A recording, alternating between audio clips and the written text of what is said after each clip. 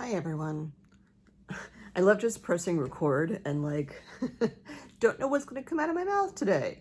Let's see how many obscenities I can say today. It's been a bit since I've vlogged last. My last vlog was after the runway show, which of course I was on this like elated high.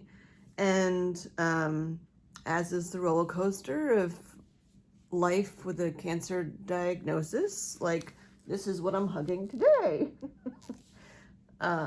I laugh, but I don't mean to laugh. This morning I was on YouTube, something I haven't really done since all this cancer drama started. But I was looking for videos to help me. I actually did vlog twice since the runway show. They were really ugly, cry, messy stuff. And I'm like, no, I deleted them. But I've had more ugly cries recently than I have had in a while. And I go back to the, it's the 1 year mark of hitting cancer or having your diagnosis and stuff. It really does change things. I made notes today, so I wouldn't forget things just to mention. Because I also just came off of a church Zoom. It didn't quite have the, I don't know what the word is, not motivation. I didn't have it in me to go to church this morning in person. I didn't want to be around people. I'm having a hard time with how to be around people. Mostly because I've been making some changes.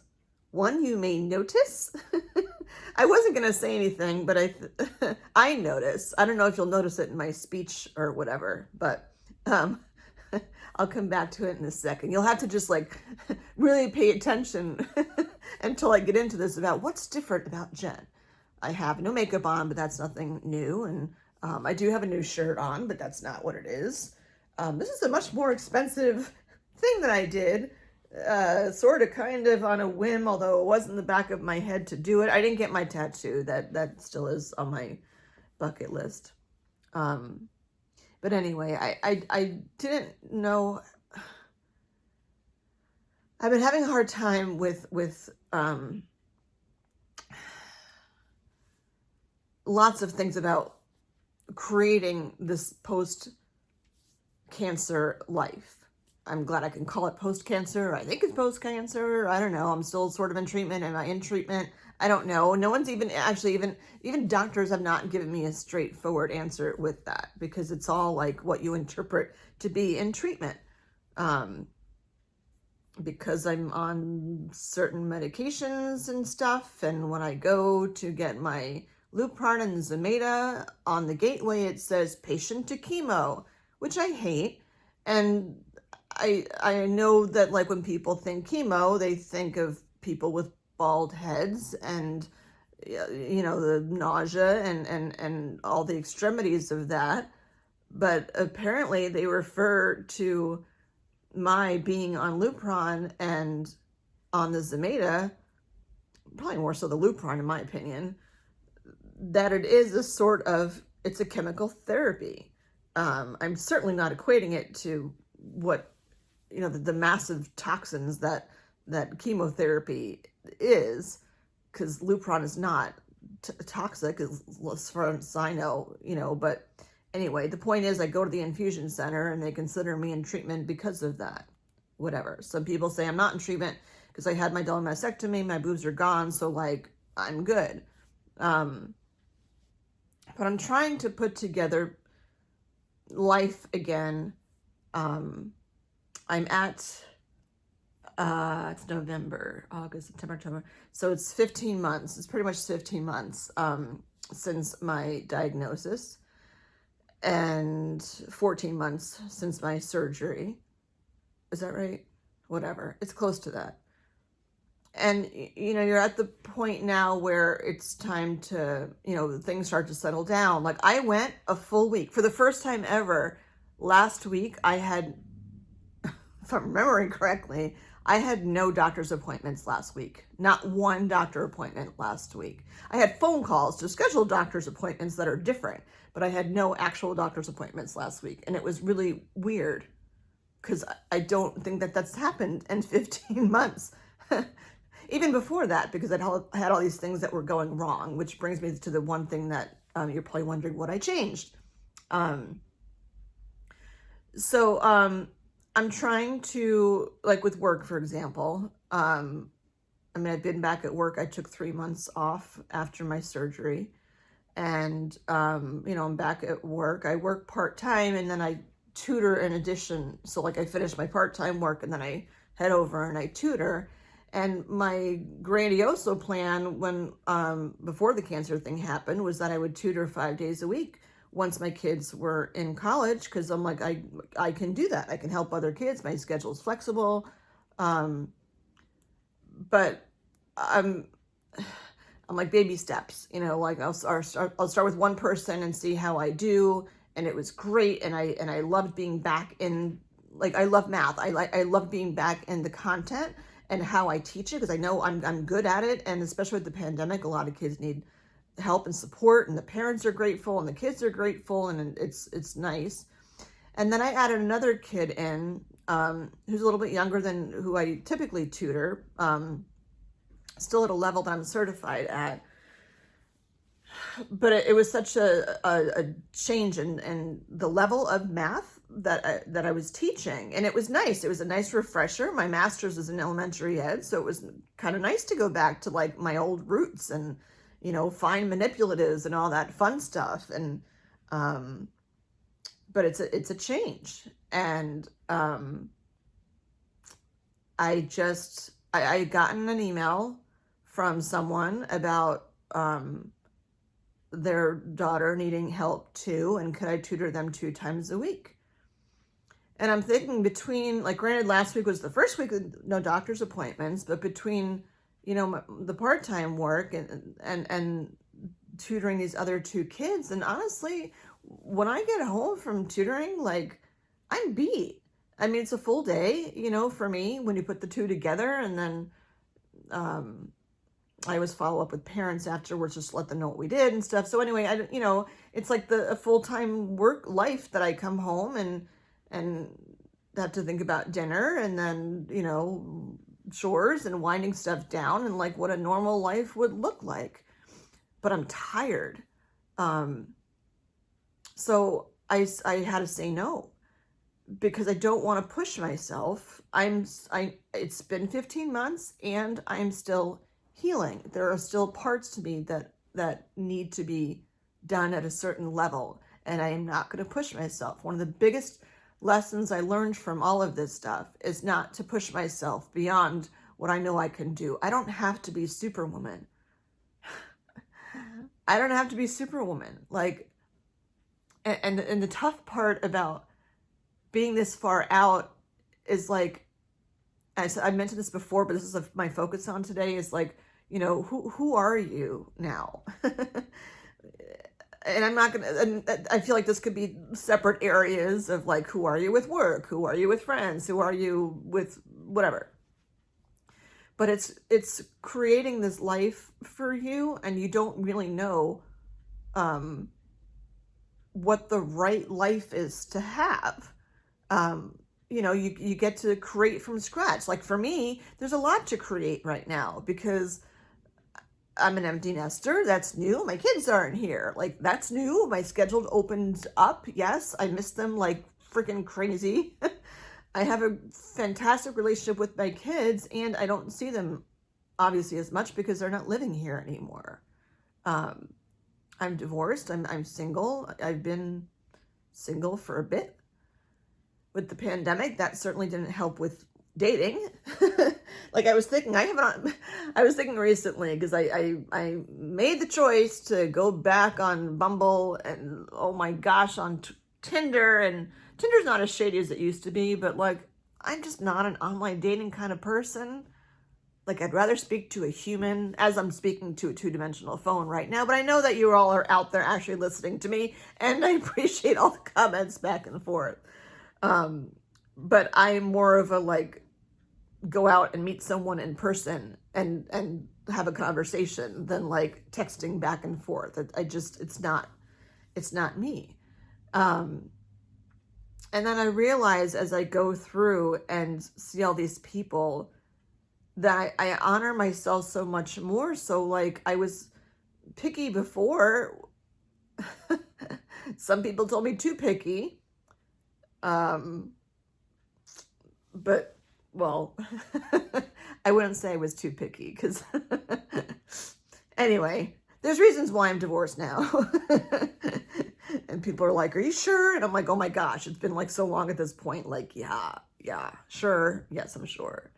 But I am picky. I've been through a lot, and I know the kind of partner that I'm looking for.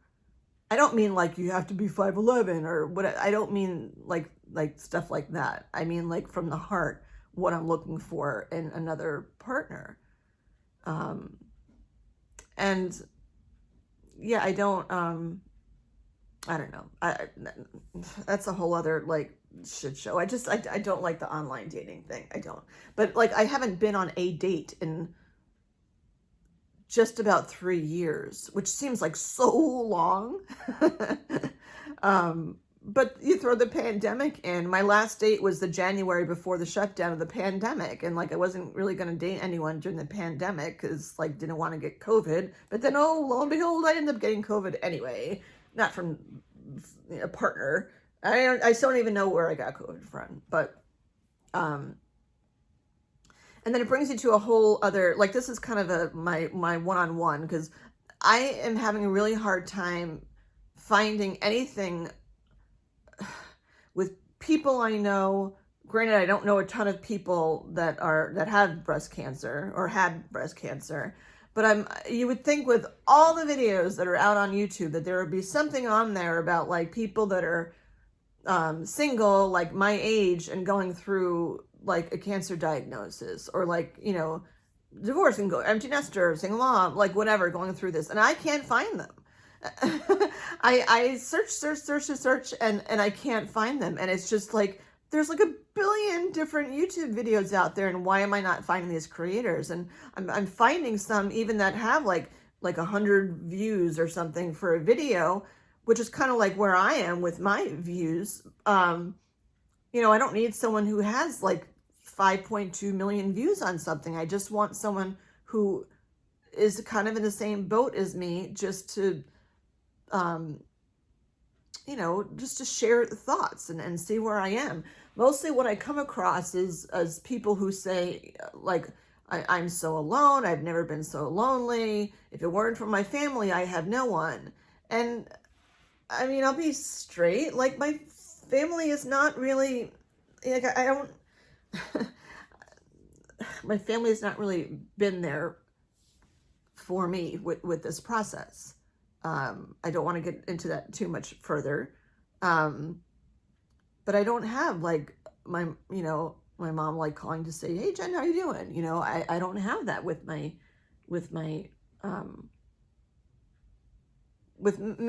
most members of my family.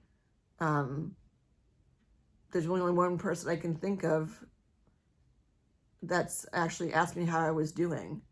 One person that I used to be super tight with in my family just asked me for the first time 15 months later, so how are you? And while I was like thankful that he asked, and I'm like, wow, it took you 15 months to ask me how I am. Like, I'm sorry, I can't really sum up 15 minutes in like a text back to, or 15 minutes, 15 months in like a text back to you. And I know that there's other people that are like that. I have a great group of friends. The weird place I am with my friends right now is that they know how open I am about stuff, and they are asking more questions about decisions I'm making. Maybe they don't agree with them. Just questions about not my story as a whole, but like specifics of things that are just changing, that are coming up. So so the literal white elephant in the room right now, though there's not an elephant, is that I've been complaining about my teeth for a bit, and I got them done. Sort of kind of on a whim, but I've been talking about it for a long time. And if you say your teeth look no different, it's because my teeth are these are temporaries, and they are literally temporaries of a mold of my old teeth. So I still have my chip in my tooth because my old tooth had the chip. So when you go to make, a copy of it, it's still going to have a chip. But dental work is not cheap. It's not cheap. And it was my choice to have it done. So, yeah, they're not real, which match with these because these aren't real either. How funny. These teeth haven't been real for a while, and most people don't even know that, but like I used to joke about it. The problem is I had like 2 chipped teeth, and you can't bond crowns.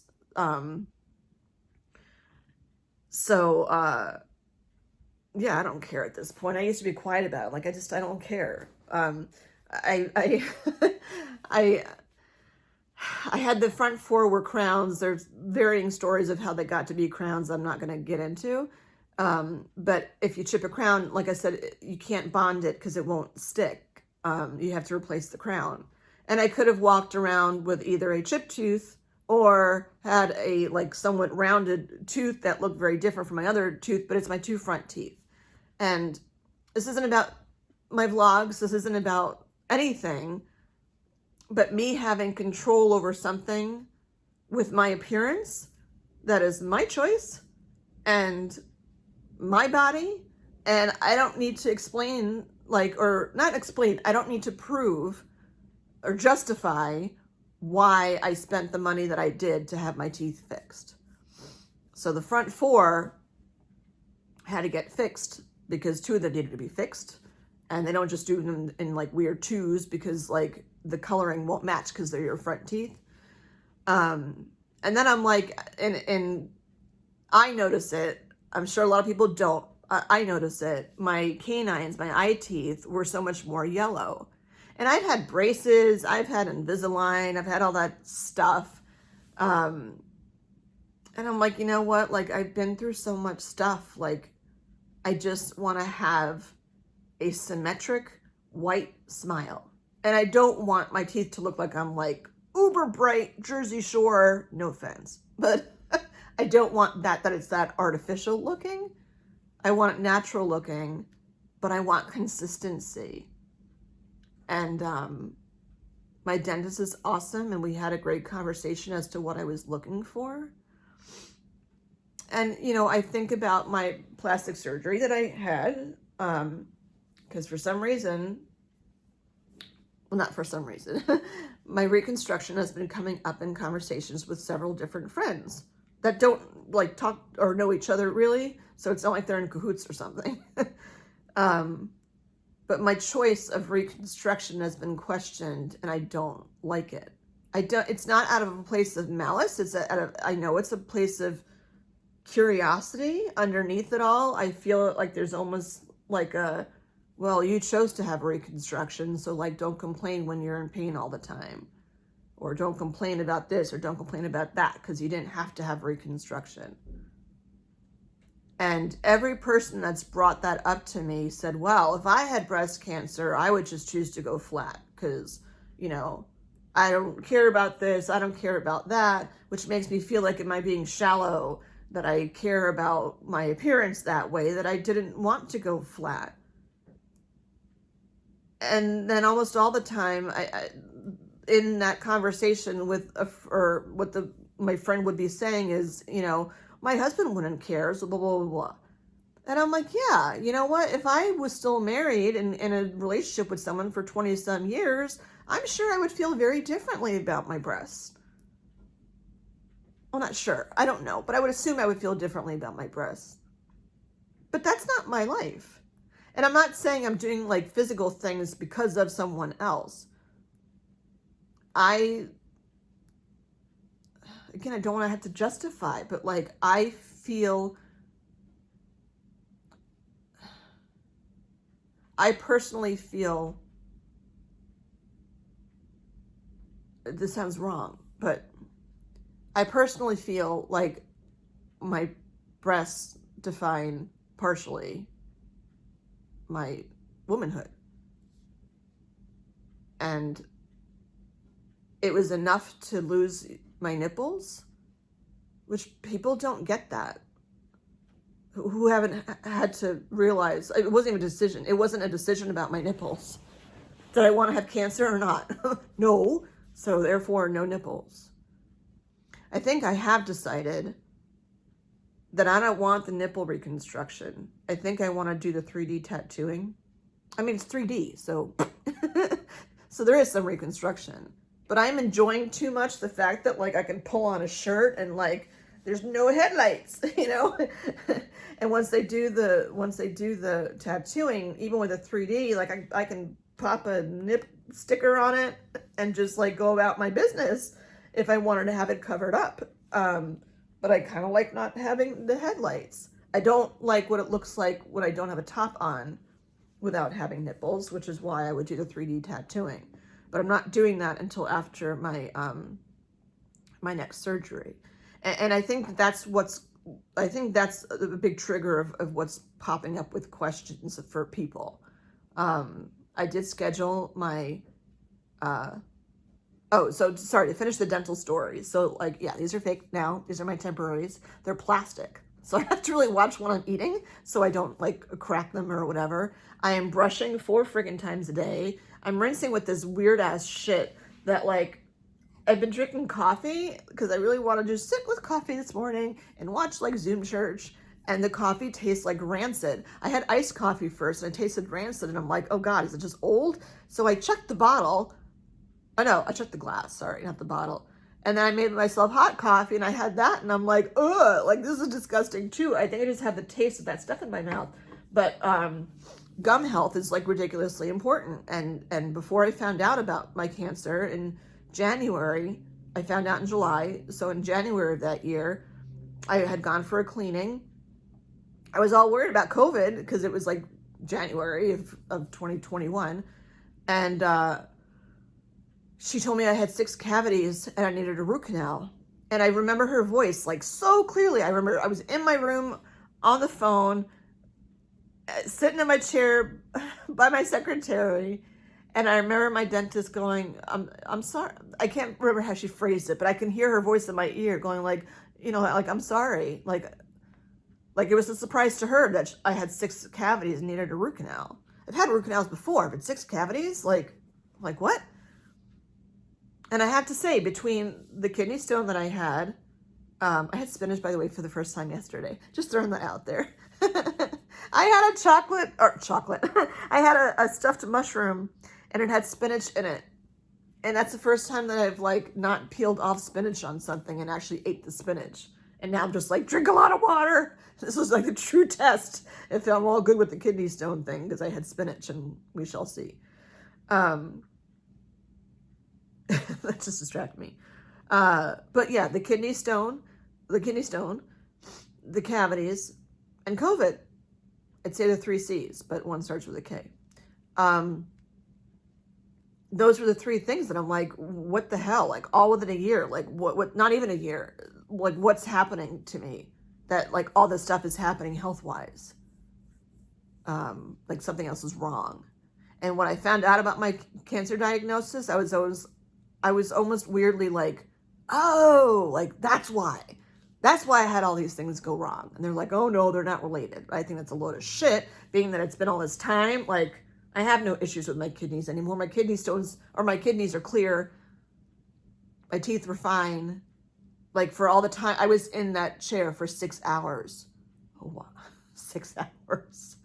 I was in there for 6 hours. Like, the Novocaine hurt because it's in the front. The Novocaine hurt so badly. So badly. I remember why I hate going to the dentist. I don't hate my dentist. I like my dentist. But anyway, to finish that story, she asked if I wanted to have veneers put on the eye teeth. And I'm like, veneers? Like, how movie star-ish, you know? I didn't really get how veneers worked, and not covered under insurance. So I got an estimate first from insurance to see how much it would be to do the 6 of them. And I was like, crap, that's no good. And then, so I said I wasn't going to do it. And then my teeth just kept, my front tooth kept chipping away more, and I was getting paranoid something was going to go wrong. Like I didn't want another root canal because I'm like waiting because I'm not fixing my tooth. And then I thought, well, if this were my kid and something happened to my kid's tooth and I had to shell out this much money for my kid, would I do it? And of course I would. Even if like 2 of the teeth are really just cosmetic, like would I do it? It's actually not just cosmetic because my teeth, like I have had issues with my teeth, and I worked very hard to keep them in great shape. But the veneers actually do help strengthen your teeth, which I did not realize because they're like a support against it, because you still keep your old tooth, but the veneer is like over it and helps keep it, in one piece. So it's kind of like, a longer term investment, I guess. So I made the appointment and I had them done. Can't take it back. I'm in the process now. I'm brushing 4 times a day and rinsing 3 or 4 times a day and flossing as best as I can and all that good stuff. And I know it's a lot of money, and it was something I chose to do. I was going to have the tattoo done on my wrist, and that didn't pan out with the tattoo artist. If any of you, by the way, know good tattoo artists that are local to like Metro West Boston, please leave like Instagram handles or something in the comments, because I'm not doing this right away. I gotta pay off the teeth first. But the next thing would be probably definitely after my next surgery is to get the tattoo. It's things that like I have control over and what I want to have done. So it was the teeth. And then I get these kind of judgment things about like having my teeth done. Like it just seems so frivolous. At a time when you're spending so much money in medical bills. Like I'm actually almost I guess I'm at November. Oh no, I'm at November. Oh gosh, I'm at November, and my insurance like start date, the rollover date, whatever, is in May. And I've already almost hit my out-of-pocket max with co-pays and all that kind of stuff for everything, which is crazy. Is that 6 months?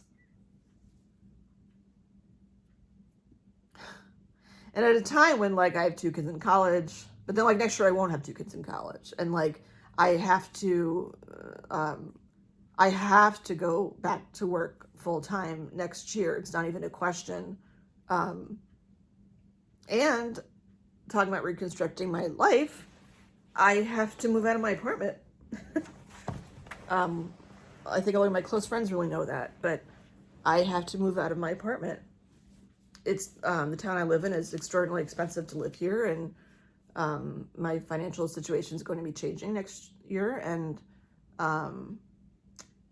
I need to find a new place to live, and I have no idea where I'm going to go. I'd love to stay here, but I can't afford it anymore. I just can't. I can't afford it anymore. So I have to go someplace. Where am I going to go? I have no idea. And I don't find it like fair that like I have to get up and be the one to move. Like I have friends here. I have my life here. And now I have to get up and go someplace and have a fresh start again. And I should be excited because it's a fresh start, but I'm not. And I've been going through old boxes of things that I never unpacked when I moved to this apartment. It was like 8 years ago. But yeah, I have to move. So, yeah, I don't even know what I'm going to do with that. But that brings me to the Zoom church. They had not part of the sermon, like this little back and forth thing between the senior minister and another, the choir director, and she was pretending to be God, and their back and forth. I don't know where it was pulled from. I asked her to send me the text behind it because it was about change, and of course, like, people don't really like change. Of course not. And the senior minister, who was acting like God, is saying that it's not change, it's who you're becoming. And like all these parts have to, and literally the choir director was like dropping things that, like, okay, like this friend dropped. And and then God kept saying that needed to happen for you to become who you're going to become. And I've been more so, the hurt of my friends that disappeared through this process is really coming up. It's November. November means Thanksgiving. It means Christmas. It means New Year's. It also means my birthday. It means all these things that are coming up that, I used to have expectations for. I really don't anymore. I truly have no expectations anymore. Because last year I turned 50, and granted, like, it was all the drama of this, but like I turned 50 and like really nothing happened. I don't even think I went out for dinner. Maybe with my son. I think I went out for dinner with my son. But like, granted, people didn't want to go out because it was COVID. Now it's kind of different because things are better. And I thought, okay, didn't do anything when I turned 50. I'll do a 50+1 party. That's the old Jen. And I actually looked online, and I'm looking at all this stuff, and I'm like, okay, we could do like a paint night. You can wear a mask if you want to. It's BYOB. That should be fun. We can paint like a cute little winter scene and stuff. And it would be relaxing while we drink, and I can, not be designated driver or whatever. And although then I probably won't have a very, very pretty painting. But I don't want to do that. And this is where I am today, but I don't want to do that. I always wanted to have a big surprise party. Always have wanted a big surprise party. It didn't happen when I was 30. Didn't happen when I was 40. Got divorced shortly after that, not because of the surprise party. Well, in part because of the surprise party not happening. Because of why the surprise party didn't happen. And like 50 brought cancer, and there's another reason why. But I'm like, I feel like old Jen would have wanted to have a whole bunch of people around her. And I feel like I've been so let down by the people I had expectation of that would be there for a 50th birthday party or for a cancer diagnosis that I haven't heard from. And some people that I haven't heard from, I've been friends with for over 30 years. And the hurts, it's not a matter of hurt. It's not a matter of curiosity. It's just like it's there, and like, how do you have like 30 years of friendship just like, I guess the same reason why you would have 20-some years of a divorce or of a marriage and then ends up with, a divorce. But I feel like divorce is more like cumulative as things happen. Like, you don't just decide one day to get divorced. Like, it happens over a long period of time, typically. But with a cancer diagnosis, like, and who shows up for you, that's pretty quick. And it's hard to make heads or tails out of why. Like, why didn't you ask me how I was? Like, why didn't you send a card? Like, I don't need something elaborate. Like, one of my friends sent a whole big box of cheeses. Someone I didn't know super well, she sent a huge box of cheeses and stuff to nosh on, and I mean, that's what she does for a living, is cheese. And it was awesome, and it was perfect. I can't remember what else was in the box. but like it was perfect. Like I needed calcium. I don't even think she knew that, but like it was perfect.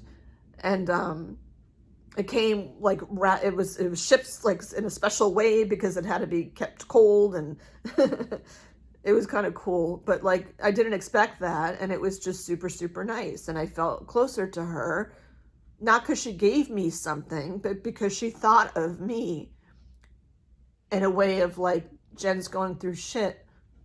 She needs sustenance. What can I do? And she did that. And when you have people that like were that close to you for so long, that you thought of them as family, and then they just disappear. And like I would rather have an argument with someone to get it out there, to understand why. But it's been 15 months and I don't want to understand why. I don't want to have a conversation to understand why, because I feel like it will almost hurt more.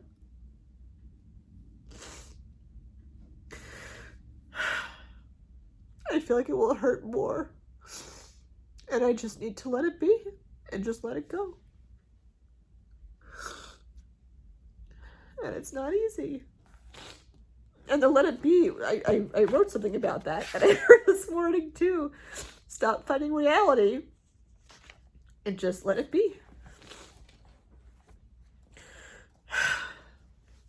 It's not an easy thing to do.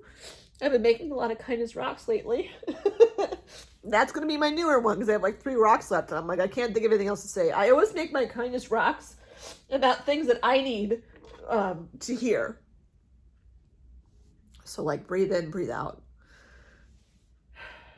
My blood pressure has still been kind of high. I really should reach out to my cardiologist, because I've been working out. I want to mention that too. I've lost weight. I don't know if you can tell. I can tell. My pants can tell. Remember, tears will come and go. Smiles are right around the corner. I had to tell myself that one. Well, I'm smiling now, but that was kind of a sinister one. Tomorrow's a new day. Yay! And like a while ago, I had gotten this journal a while ago. And I don't know if I've shared this with you before. It came with these 2 postcards. And in the journal were like little activities that you were supposed to do. I don't remember what the activity was, but it says, Jen, with an exclamation point and a little heart on it. Start every day looking at the positive. I tried to do that for so long. Your life is an amazing adventure. Live it with no restriction. Balls out.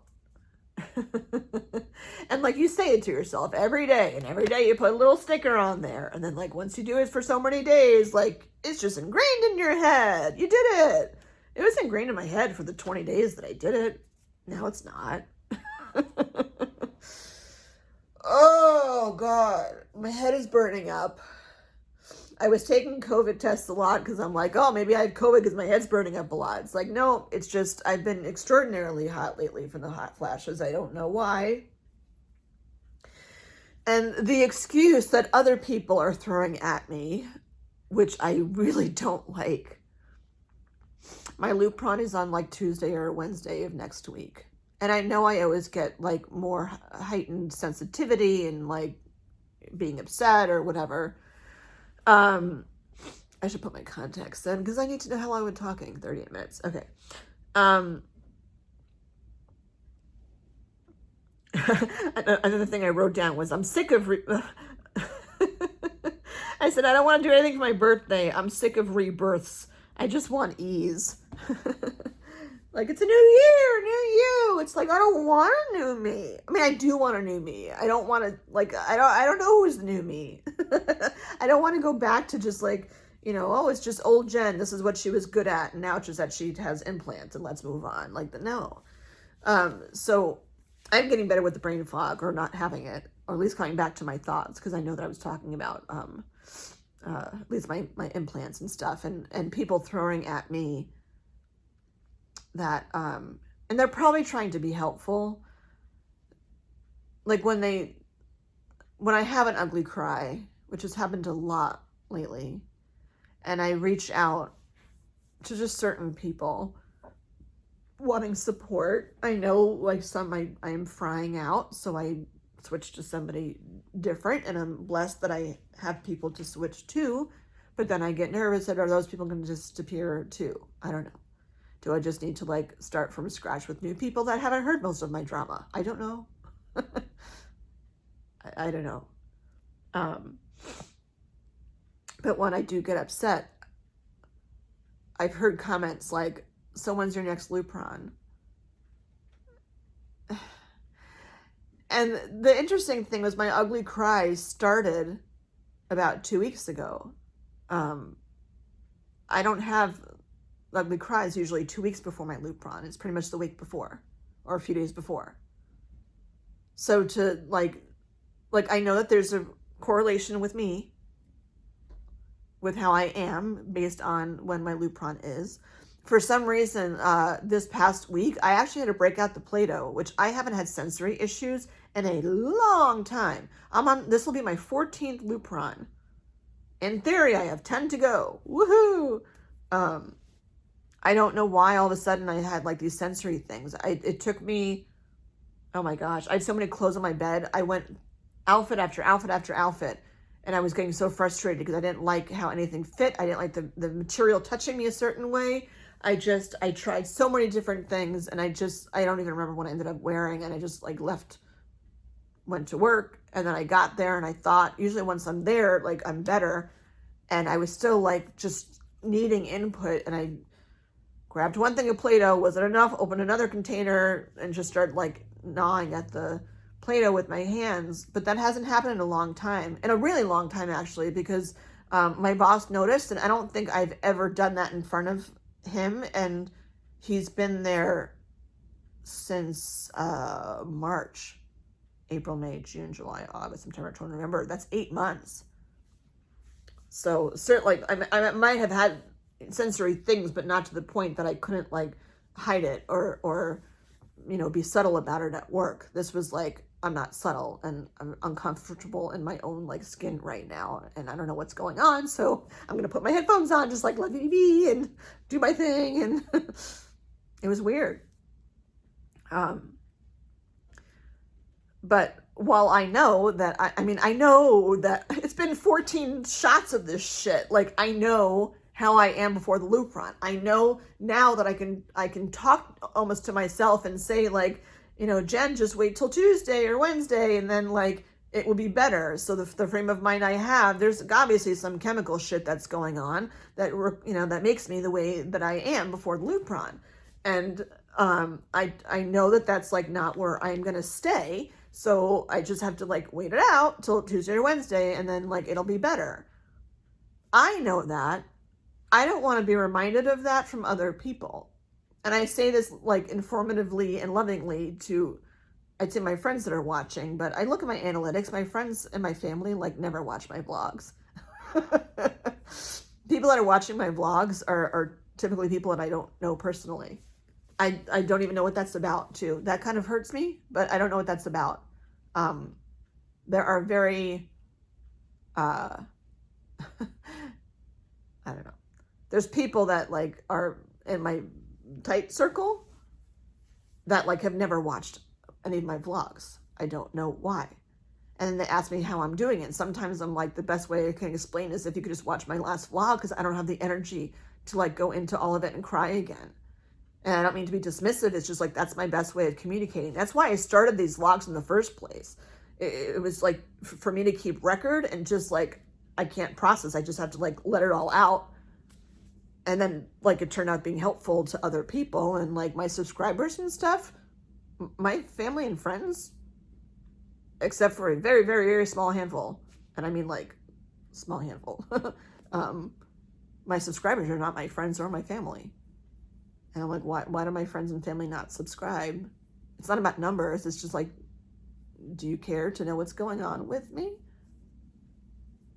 I want you to care and know what's going on with me. Like if I see you and you ask, that's okay, that's different. I obviously don't share everything on these vlogs, but I want them to care and ask. So I don't like it when it gets thrown at me. Well, like, oh, it's almost time for your Lupron. I'm like, yeah, and I'm sad. And I just want a hug. I've never wanted hugs more so than I have in the past, like, month.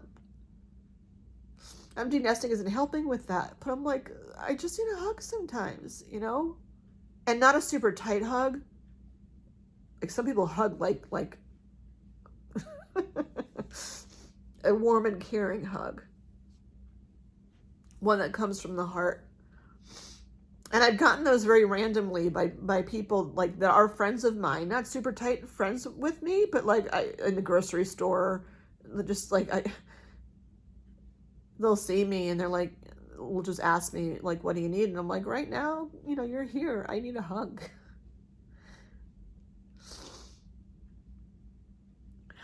The other last thing I want to talk about, where there's kind of a shaming going on, which I think is kind of unintentional, I don't know, is about my choice to go in for another surgery in January. Because right now I'm at a place where I'm starting to like prepare for that surgery. Like I've been cleaning out my storage unit so I can actually fit my car in there because it's November. So like when I have the surgery in January, scraping my car off is not going to be like a thing I can do. So I want to clear out my storage unit so I can actually fit it, have it actually be a garage like it was intended to. So I've been doing that. Finding my bins and stuff that I had, because I know I'll go back to T-Rex arms for a while. And the thing that really made it hit home today was that I ordered on Amazon those laundry strips, because I can't reach like way up high to get the detergent from my washing machine.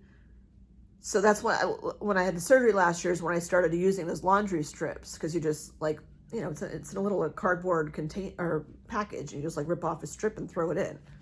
And I got the cardboard strips and like, whoop, like it all came back, just because I think of those cardboard strips like, yeah, that's when I went through shit. And I'm reading it. It says 64 loads, and I'm like, okay, so with just one person, that's like once, twice a week. How long is that for? It was just some weird trigger about the laundry sheets. Like, this is happening again, and I'm choosing to have it done. And like I said, people have been asking me inquisitively about like, why would I want to have this done again? Like, you were in so much pain. You had the frozen shoulder. You had PT. You had all these things. Why would you want to do this voluntarily? And I mean, I've explained on here the nitty gritty behind all of it, but especially lately, I've been having a lot. I still like, similar to my teeth, when she said to me, what's your favorite tooth? And I'm like, this is my favorite tooth. And here's why. My plastic surgeon said, which is your favorite boob? And I'm like, this is my favorite boob. I'm like, if I could have this boob be here, that would be great, which is ironic because my cancer was here. But I mean, I can feel it. This side is like way flatter than this one is. And it makes me nervous that something's wrong. This boob is actually kind of indented, which makes me nervous because that's what happened on my right side. I've shown my boob to plastics and to my oncologist, and I'm pretty sure to my gynecologist too. Like, people have seen it. So it's not like I'm being careless about like, this is what it looks like. And is there something wrong? Is the cancer really there? Because it's still my skin. Did you miss a cell? But that's why I'm on the tamoxifen. If they missed a cell, it would die off because mine was hormone receptor positive. But that indent makes me think something's wrong, and I just want it to sit like this one does. And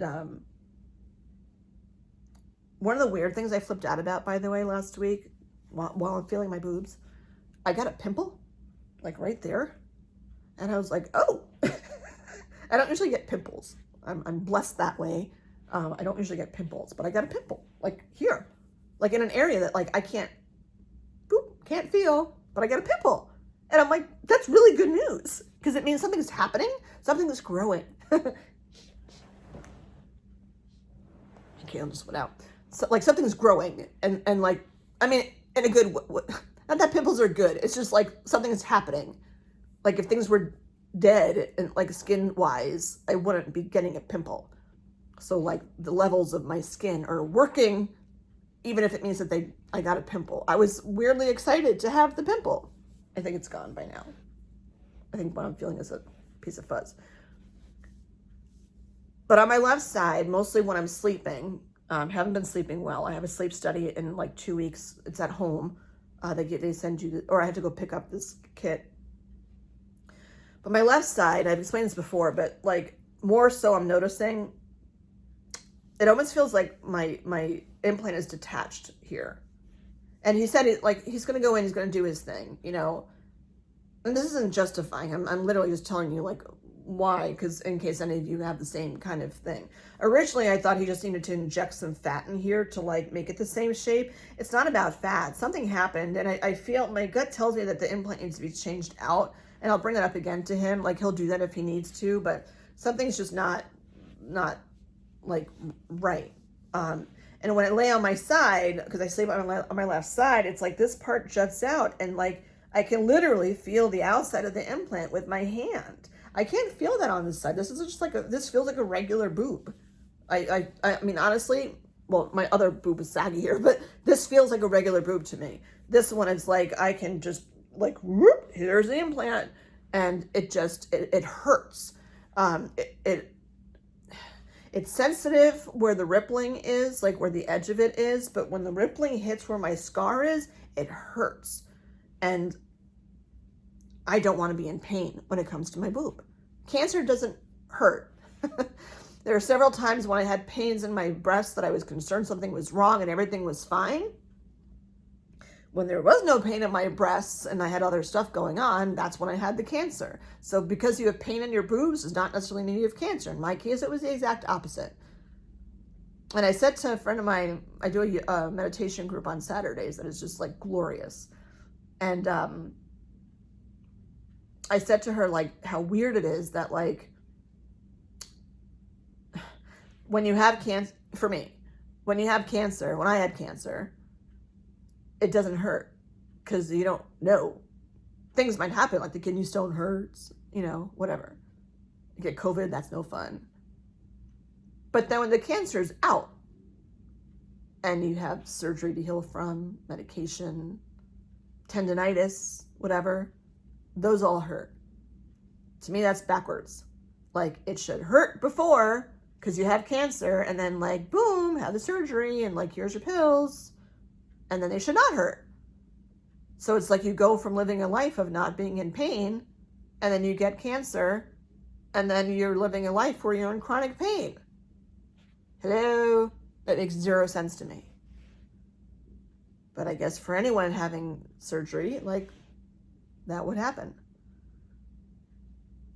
So, yeah, people can judge. Even if they don't think that they're judging, like, I feel like they're judging. You know, why would you want to do this again?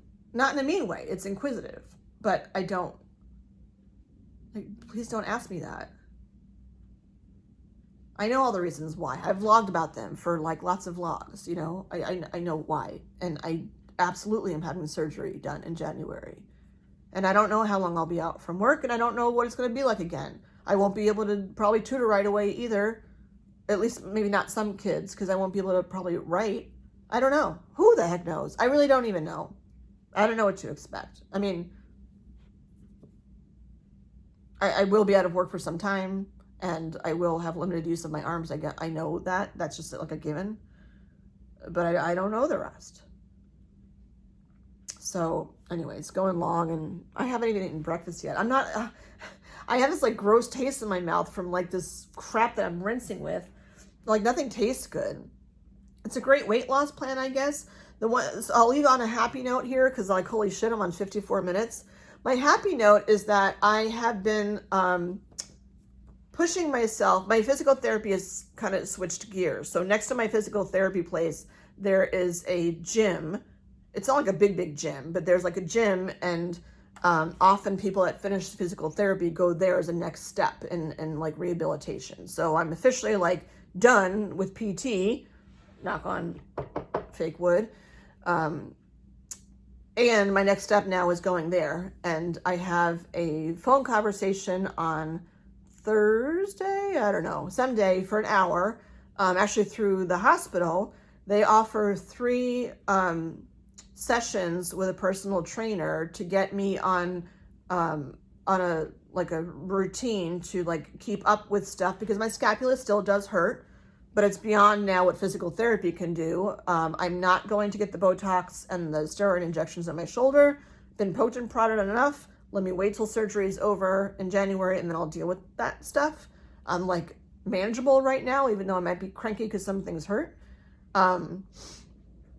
But that's where I am in that stage. So in the meantime, I've been doing more things like out and about that I normally would do. Like I went to my son's football game. I drove on my own I hit traffic, so it was about 2 hours. Stayed on my own in a hotel out there, and like I just did stuff like I would normally do. I've been wearing a purse on just one shoulder more frequently, and I'm excited about those things. I'm trying to leave on a positive note here. The most positive note is my last session with my physical therapist before she's moved me over to the place next door was, and the cardiologist actually, my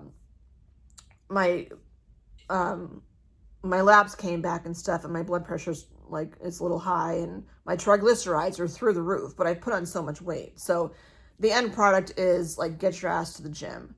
The walking is not working. I don't mean so much for weight loss. I mean, like with my tendonitis, walking is just not working.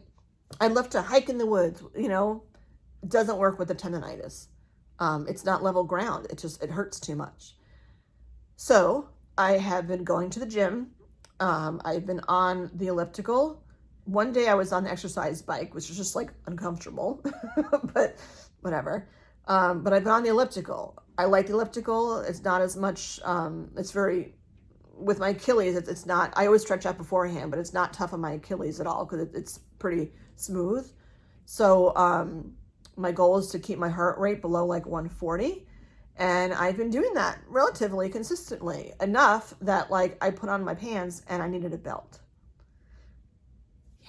This is where you cry happy tears. I needed a belt. And I'm like, yay, I need a belt. Like so many of my jeans have like elastic stuff in it. I'm like, I actually need to get some jeans that don't have the elastic in it. I'm not ready to go back to my old jeans, but I'm happy that the jeans I bought for all this crap, when all this stuff happened and I gained all the weight, they're falling down now, which makes me really happy. I still have the moments where like my stomach is in and out, but like right now, I remember saying like, I just want my boobs to be bigger than my stomach. And like when I look down now, I see my boobs. I don't see my stomach. And that makes me really happy and healthy.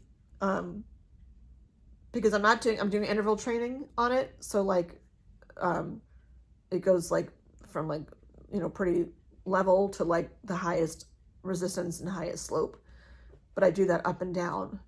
And I'm only doing, I'm up to 15 minutes. I can't do more than 15 minutes. I'm just too winded and don't feel like having a stroke. So that's what I can do right now. And I was going up like a minute a day. I started off with something easy, like just do 5 minutes. I can do 5 minutes and then just like, you know, move my way.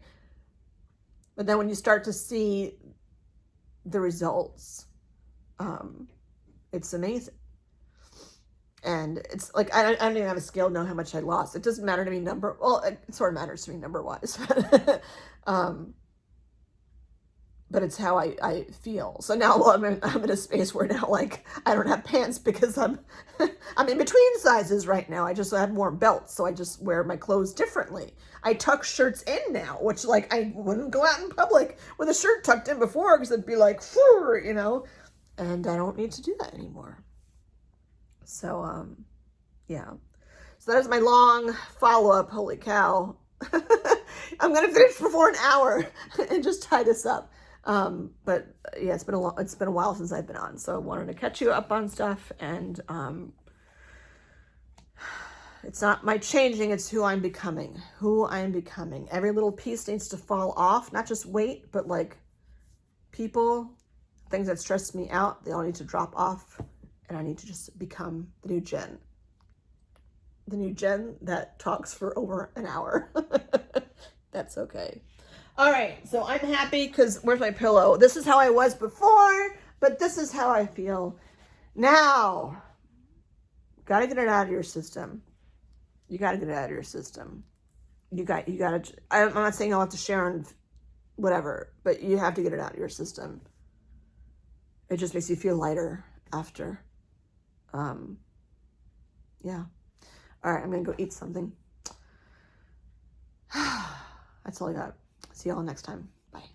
Oh, here's my teeth. Bye. Cheese. See that how white they are? Ah. Wait, this will be my thumbnail and see if anyone notices the difference. Like, cheese. These are my temporaries though, but anyway. Bye.